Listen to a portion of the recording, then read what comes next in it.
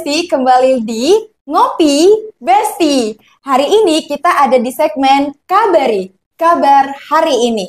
Nah, dengan aku Putri Adelia Yulianda yang bakal menemani kalian di Ngopi Besti hari ini.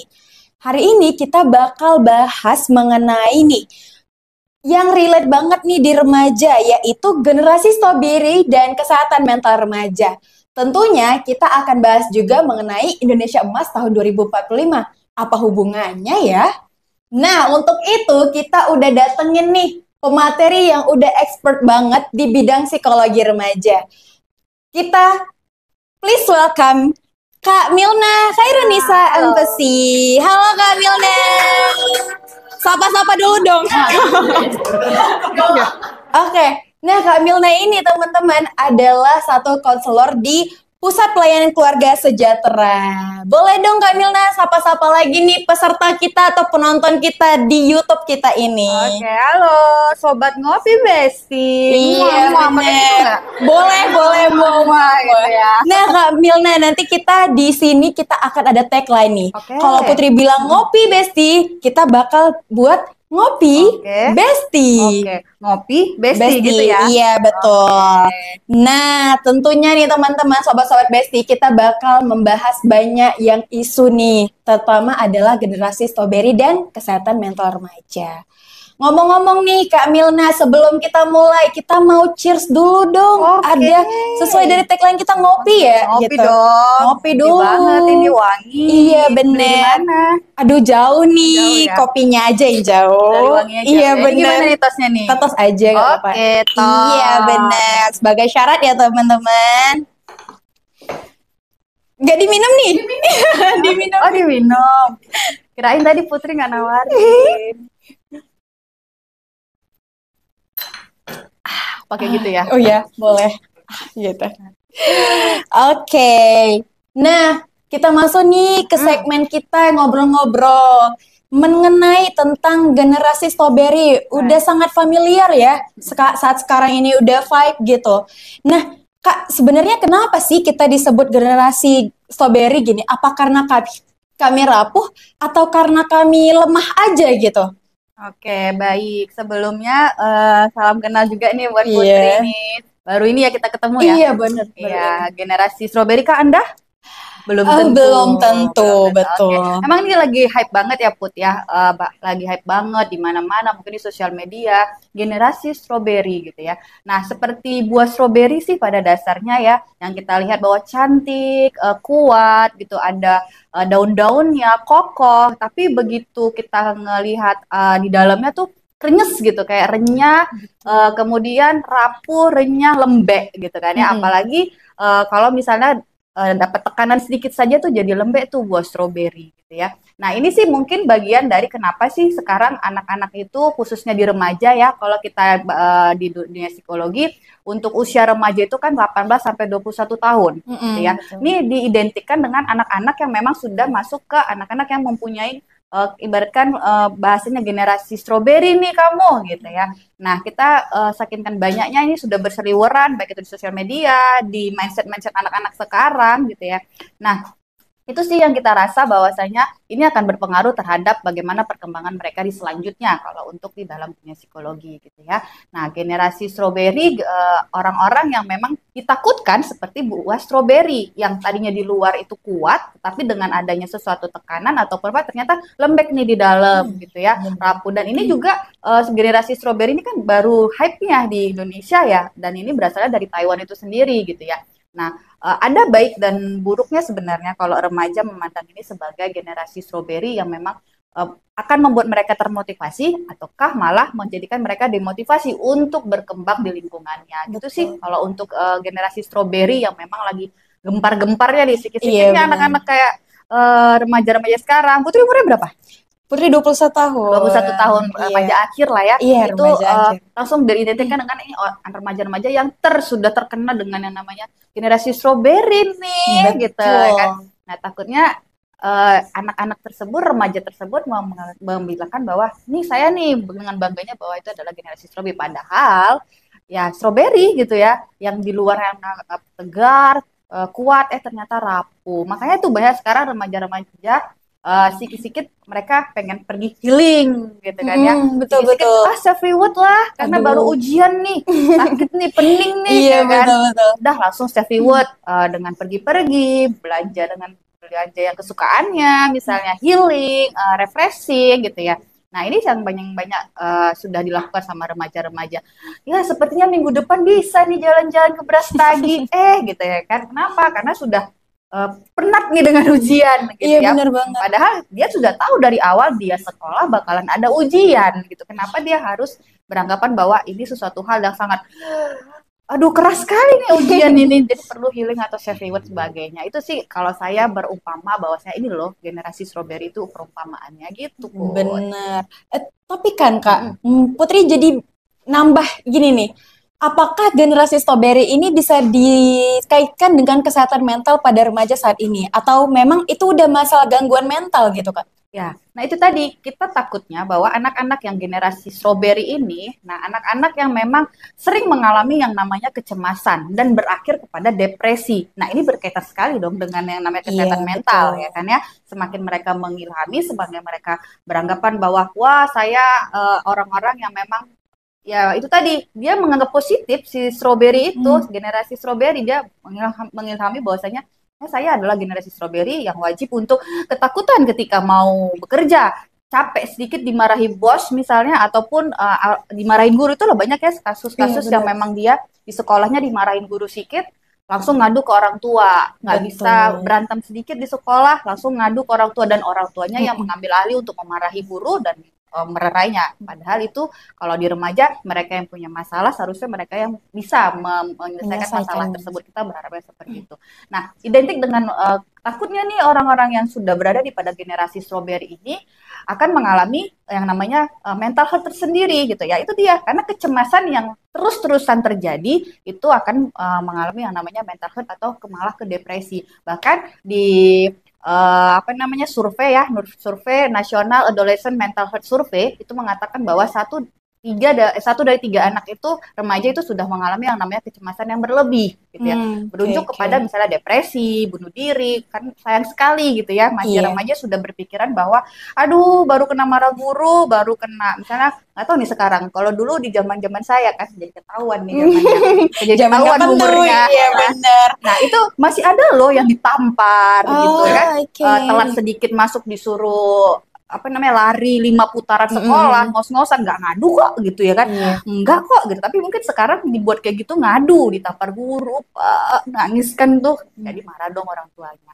Nah, ini kita beranggapan bahwa makin seringnya anak-anak yang mengalami kecemasan karena dia ngerasa bahwa dia bagian dari generasi strawberry tersebut akan mengalami seperti itu, putus asa, depresi, kemudian anak-anak yang sudah berpikir akan bunuh diri gitu ya. Itu sih yang kita takutkan generasi strawberry akan menuju kepada remaja-remaja yang gampang mental health-nya terjadi, banyak terjadi mental health-nya gitu kan ya. Hmm. Itu sih Put. Di Indonesia sendiri ya kan, Kak.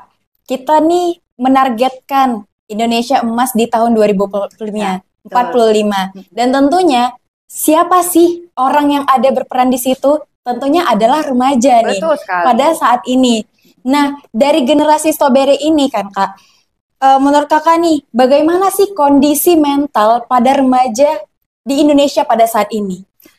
Kalau kita bilang berbicara di Indonesia, karena kita punya target ya, nasional sekali itu ya, 2045 adalah generasi-generasi yang generasi emas.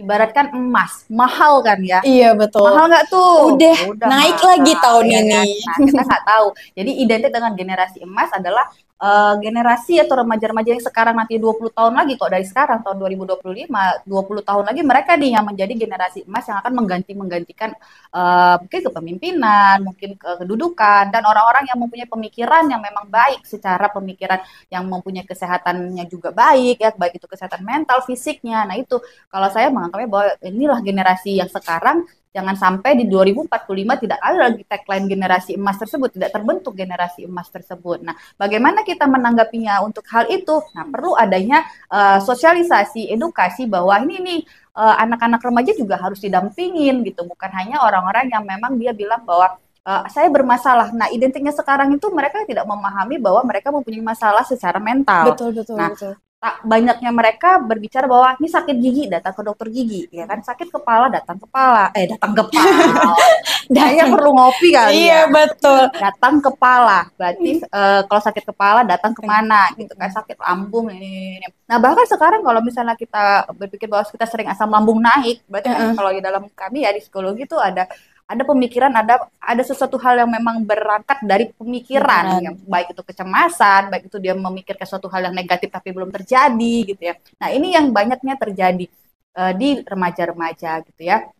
Nah, kita berpikirnya bahwasanya untuk mencapai 2045 nggak ada lagi orang yang gampang seperti yang tadi terciptanya gara-gara generasi strawberry itu. Jadi perlu adanya wadah, kita kasih tahu nih remaja boleh kok datang ke sini ataupun pendampingan secara keluarga gitu ya, dikasih tahu bahwa kalau ada masalah jangan sampai anak-anak ini tempatnya itu bercurhat tuh nggak ke keluarganya gitu. Kita ngasih tahu bahwasanya boleh kok curhat sama mama, sama ayah, nggak harus sama teman-temannya. Walaupun di dalam yang namanya remaja, mereka memang ke peer groupnya sekali ya, ke teman sebaya. Lebih curhat dengan teman sebayanya, lebih enjoy dengan teman sebayanya.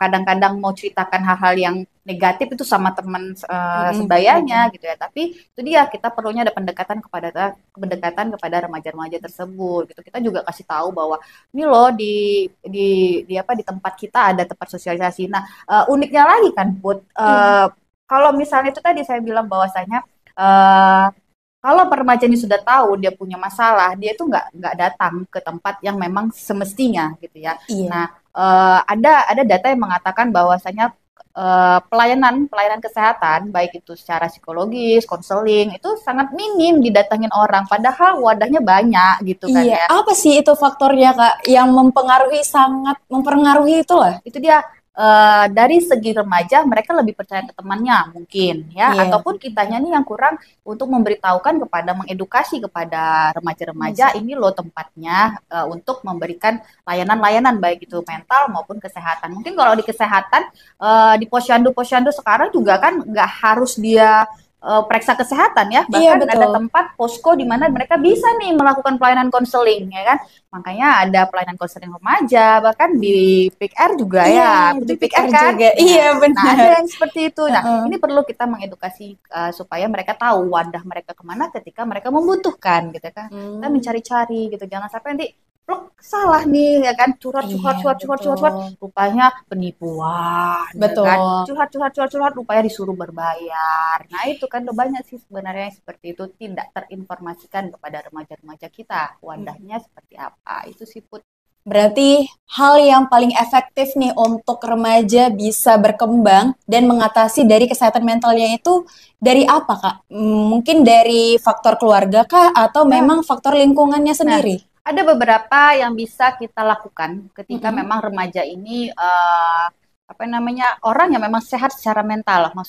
Sehat mental itu kan bukan berarti orang yang schizofren ya, tapi sehat mental, kecemasan juga orang yang akan mengalami kecemasan terus, dia mengalami anxiety terus, itu akan berdampak kepada kesehatan mentalnya juga. Nah, bagaimana kita bisa melakukan hal-hal yang memang memberikan gitu ya? Salah satunya adalah pendekatan keluarga. Kita tahu bahwa kita ini tidak lepas dengan yang namanya faktor internal dan eksternal kan gitu ya. Eksternalnya siapa nih? Nah, eksternalnya itu tadi orang tuanya kan gitu ya. Orang tuanya yang paling terdepan dulu nih ngasih tahu ke anak informasi. Oke lah dia nggak dekat sama orang tuanya ya kan. Banyak ya sekarang yang remaja nggak dekat sama orang tuanya, tapi orang tuanya tetap mendekatkan diri gitu. Nggak salah dong gitu kan ya. Nggak salah mendekatkan diri, tetap nge-push bahwasanya hari ini apa, paling tidak ada komunikasi tentang menanyakan apa kabar nak, bagaimana hari ini, happy tidak gitu. Nah itu yang perlu, keluarga harus mendukung. Kalau misalnya yang nggak mau curhat, keluarga memfasilitasi, ayo kita kemana gitu, sini mama antar atau papa antar kemana, ke konseling di BKKBN gitu misalnya, kita konseling nih yuk ke PIK-R gitu kan ya. Nah yang seperti itu harus ada langkah-langkah yang kita lakukan. Kemudian kita harus aware terhadap sosial media yang diakses sama anak, baik itu pun terkadang kita udah nggak tahu lagi ya, remaja kan udah nggak berkomunikasi lagi dengan orang tua, dia buka apa, tapi kita pastikan bahwa sosial media ketika dia mengakses itu adalah informasi-informasi tentang yang namanya kesehatan yang menuju untuk kesehatan mental dia gitu ya. Kemudian dukungan-dukungan layanan-layanan yang tepat, kita berinformasi. Semuanya itu udah ada di informasi, komunikasi dan memang fasilitasi lah kalau kita bilang ya, fasilitasi anak kalau dia membutuhkan dukungan konseling kita antar gitu kan ya. Kita tahu udah nggak keluar-keluar nih anaknya ya kan, dari pulang Iya, sekolah misalnya sampai malam, wah ini kan ada sesuatu. Iya, Kalau dia nggak tidur, dia ada apa? Itu boleh dong orang tua datang, sekedar mengantarkan biskuit, roti. Kenapa? Ada apa? Gitu ya. Jangan pula digedor kenceng kali gitu ya kan. Dar, keluar gitu kan ya. Bilang nih sama Pak Dedi gitu ya. Gitu ya. Iya bener keluar. Maduin nih Pak Dedi nih gitu. Kalau nggak panggil polisi boleh. Ya, polisi, Pak Dedi, apa ya kan Iya. Jabar kan ya. Ngapa di video ini nggak gitu ya, itu maksudnya boleh, cuman ya tergantung anaknya. Kalau anaknya memang kayak gitu suka ya nggak apa-apa, tapi ada juga anak yang ngerasa bahwa apa sih ganggu gitu ya. Jadi kita pandai-pandai lah, kita yang punya anak. Jadi langkah yang pertama pasti dia kembalikan dulu orang tuanya dulu orang tua. aware. Keluarga Kemudian kita dulu. kasih informasi kepada anaknya, ini loh layanan-layanannya gitu, ini loh media-media, tempat-tempat yang bisa kalian kunjungi. Bisa aja sore-sore jalan-jalan kasih tahu ini di sini ada ini. Walaupun dia nggak ceritain masalah dia, tapi kita kan tahu. Oh, berarti nanti besok saya ke sini nih katanya kan. Datang ini ada tempatnya. Kemudian komunitas-komunitas dia juga kita harus tahu. Setidaknya adalah komunitas-komunitas yang memang positif vibe ya kan. Nggak yang karena gini, kalau kita sedih, kita kumpul dengan orang yang sedih, kita akan jadi sedih kan. Betul. Gitu. Jadi jangan sampai inilah komunitas yang orang-orang sedih, datang masuk ke situ kan salah gitu ya. Paling nggak orang yang mempunyai semangat lah ya, karena itu sesuatu untuk mengobati juga kalau kita kumpul. Jadi itu sih Put, banyak sebenarnya yang bisa dilakukan ya. Dari diri internet sendiri pun, dari anaknya juga harus yakin bahwa ini sayang udah misalnya gini, dia ngerasa bahwa kesedihan setiap tahun, nggak tahu sedihnya kenapa, misalnya dia pun bingung, kayak udah menganalisis sendiri nih, self analysis sendiri nih diri dia kenapa, bahkan waktu dulu saya pernah bilang kayaknya saya ini loh depresi nih, dia langsung ngejudge bahwa loh kok udah bilang depresi gitu kan, dengan dia cari informasi sendiri gitu, dia langsung bilang diri dia depresi. Nah ini yang perlu kita takutkan, udah mendiagnosis diri dia sendiri, self diagnosis sendiri, dia malah ketakutan, malah nggak bisa diperbaikin kan gitu kan ya. Itu siput langkah-langkahnya banyak, baik itu dari eksternal sama internal itu sendiri. Oke, tapi Putri masih penasaran nih Kak tentang di 2045 itu tentunya kita mengharapkan nih generasi emas kita itu yang memang kuat mental, tahan banting, siap diterjang apapun. Nah, dari Kak Milna sendiri apa sih Kak yang harus pelajari nih dari masa remaja saat ini untuk menghadapi di Indonesia Emas di 2045 itu? Oke. Saya nggak tahu kalau untuk di remaja sekarang di sekolah apa sudah terfamiliar ya generasi emas 2045. Tetapi setidaknya dengan kata-kata itu generasi emas, kita anggap bahwasanya emas udah sangat baik gitu ya, dan memang harganya juga naik ya. Iya benar. Makin naik nih, invest lagi. Ada emas nggak di sini? Aduh, mau dong.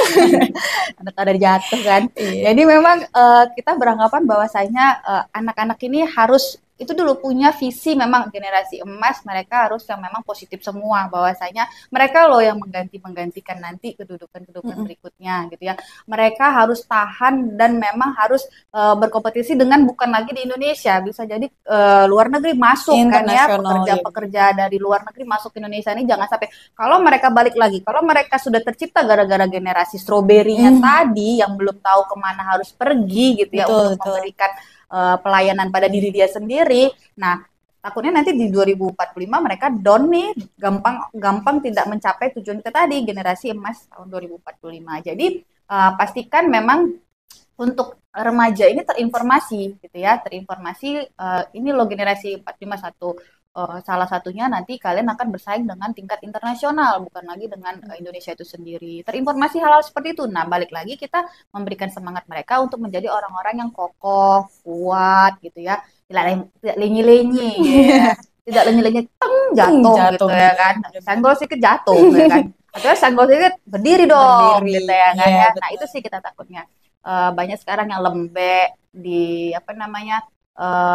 kalau dibully, dipukul, nggak mau balas, harusnya balas dong. Dia nggak bisa nge-backup diri dia sendiri dia gitu. Nggak tahu bahwasanya jangan menjadi orang yang lembek itu tadi sih. Itu sih kita Betul. kalau misalnya 2045 mungkin bisa lah mengedukasi kepada sekolah-sekolah, panggil apa namanya personal-personal yang expert di bidangnya memberitahu bahwa ini loh kita akan ini loh nanti 2045 akan seperti ini seperti ini. Sehingga mereka termindset bahwa oke, saya akan menjadi orang-orang yang memang anak-anak yang generasi emas, baik itu tidak gampang Jatuh. jatuh, jadi orang yang kuat, nggak sikit-sikit dimarahin sama guru, Nangis. curhat gitu kan ya, bikin status story, tambahin musik gitu kan ya, ada gambar sedih di belakangnya, air mata gitu ya kan, nggak gitu lagi Iya, benar gitu ya kan, benar. tapi yang memang mana tahu habis itu quotes yang motivasi Iya, dikeluarin ya benar. kan, bukan lagi air mata, emoticon yang aneh ya. Betul. Nah, saya sih itu sih jangan jadi orang yang lemah,